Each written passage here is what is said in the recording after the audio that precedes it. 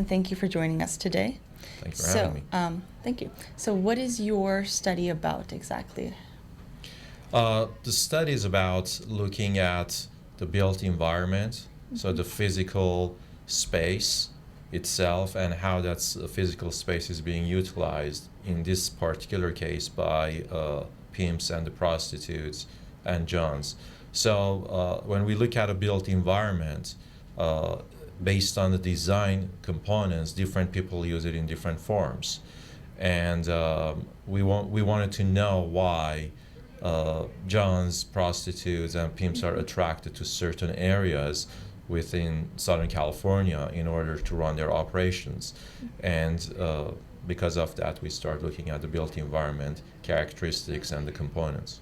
Okay. So how are city components affecting prostitution in certain cities? So initially, all this goes back to studies from 1960s and 70s. They looked at the crime, but no one looked at the issue of prostitution. And this is the first time ever, from an academic perspective, that we are looking at the issue of prostitution and how the built environment impacts that. So the assumption with crime is that if it's dark, if it's not visible, it allows some form of territoriality in a sense of that whether residents would have eyes on the street or not. So the assumption is that if you see more, there would be fewer crimes occurring because people, they don't want to be visible with the crime. So we walked in with the same assumptions that in the case of prostitution, they don't want to be visible, so that's why they use the space to be, kind of alleys in darker places, hiding behind tree canopies that they block the lights, and et cetera, in order to be able to do their own business.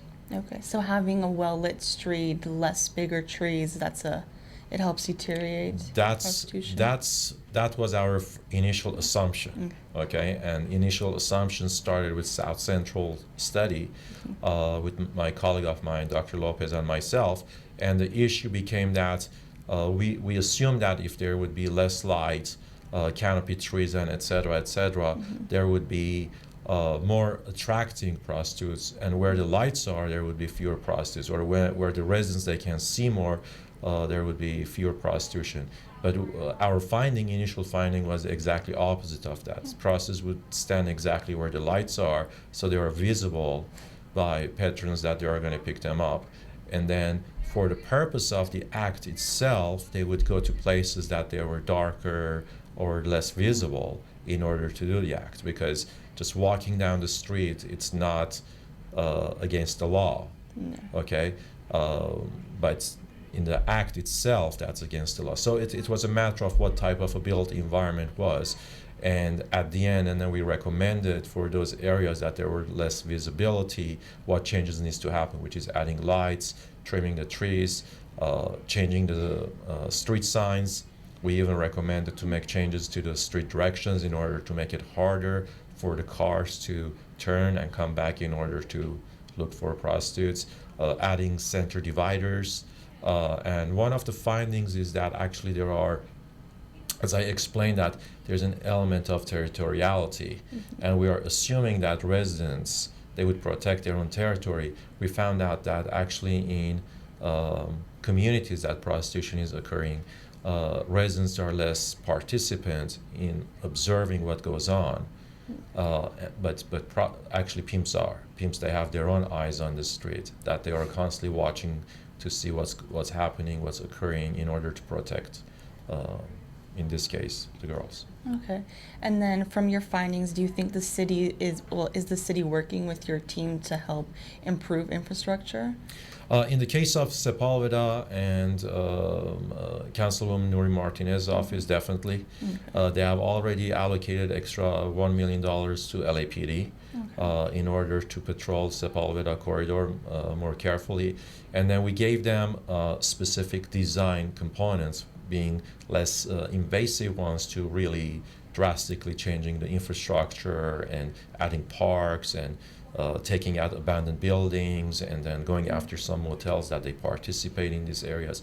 So what happens is that they are now looking for extra funding to start from less invasive strategies to and then look for larger dollar amount in order to buy a few buildings to knock them out and put in community parks and put in community gardens, because one element on Sepulveda is there are a lot of apartment buildings on Sepulveda itself. Yeah. So there are fewer eyes on the street and fewer people are more engaged with what goes on the Sepulveda. By giving them some form of incentives and something that they're more vested in the community, we believe it's going to make improvements. Okay, so a lot of people know the San Fernando Valley as one of like the biggest prostitution rings in the U.S. Why is the San Fernando Valley such a hot spot for that? Many of these are historical, and our initial study going back to South Central, we found out up to early 1920s, prostitution was legal in Los Angeles. Oh.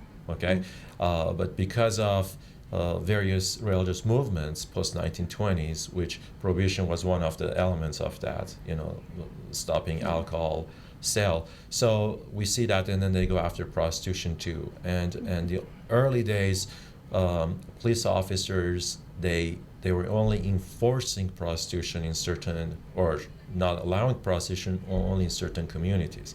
So prostitutes, obviously, they more migrated towards low-income, minority, ethnically more franchised communities at the time, Asian Americans, African Americans, and Latino communities, and they end up establishing their own businesses there. So it has some historical elements there, and then later on, it just becomes a matter of the environment that is more conducive to do operations.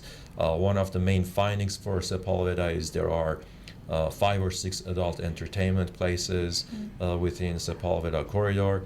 There are 14, 15 motels that they do participate in this type of activities. There are a number of liquor stores.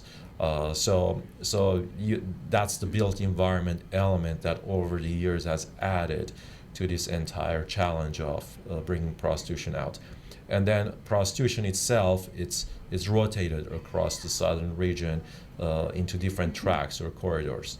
And so we have South Central, we have Sepulveda, we have Pomona, we have in San Bernardino, we have one major street there, and then we have it in Long Beach, we have in Rialto, so on Western, in downtown. So things are rotating, and many of these girls are continuously rotated around from one side to one side. Okay. Do you think over the years, if the city helps rebuild certain streets in the valley and even in downtown, that it'll reduce prostitution in general? It would reduce prostitution in this region in general, not completely eliminated, obviously, because they will go to other places, other cities within this state, other counties within this state, or other states even, in order to do their own business. But the idea is for us to help communities to build more resilient environments, that it would be more protected by the community, and the community, they can monitor what type of activity goes on in their own communities, and they can solve some of these issues. And obviously there needs to be some other governmental resources by helping women that they are part of sex trafficking industry, I would call it, and different laws that they can go after pimps more in a more stronger ways, and also deterring Johns from doing activities like that. In Oakland, they have started a website that it allows the community to take the picture of cars and their license plates, and it sends it automatically into this database, and the police department issues a letter, sending a letter to the person who's registered to the automobile that you're involved in this activity, and this is your first warning. Okay, so there are other strategies that you need to get communities help and engagement in order to solve some of these issues, because by policing itself, they have been doing it for 40 years and they have not succeeded. Oh, wow. That's really interesting. I did not know about that database. Yep. And then one of my last questions is, I read online that the police say even improving infrastructure, it still wouldn't reduce the number of prostitutions and everything going on. Do you agree with that, or don't agree with it? We believe that we want to reduce the size and the scope of prostitution. Okay, we are not claiming that we can eradicate and completely solve within any of these tracks that we were talking about. But we want to know if we can reduce the numbers and make it something which is less of a menace for those communities. Because children are going to school and they see prostitutes standing on the streets, or they found condoms on the streets, or in the alleys they find all kinds of stuff. And so we want to make sure that those children and families, they can live regardless of their income in more safe environment. And even if we reduce the number by half or 2/3, still that's a big impact by seeing fewer people on the streets openly doing their business. Meanwhile, people, they walk to their school. And we saw the same thing in South Central. The distance between where the prostitutes were and where the school was, literally was half a block. It's like walking distance, very, very close. And every day those kids, they had to pass by prostitutes just to go to school. Wow. And that's not a safe and a good environment for children to be in. Yeah. Obviously, yeah. Wow, that's crazy. Cool, thank you. That's all the time we have for today. Thank you very much. Thank you very much. Thank you for having me. Back to you guys.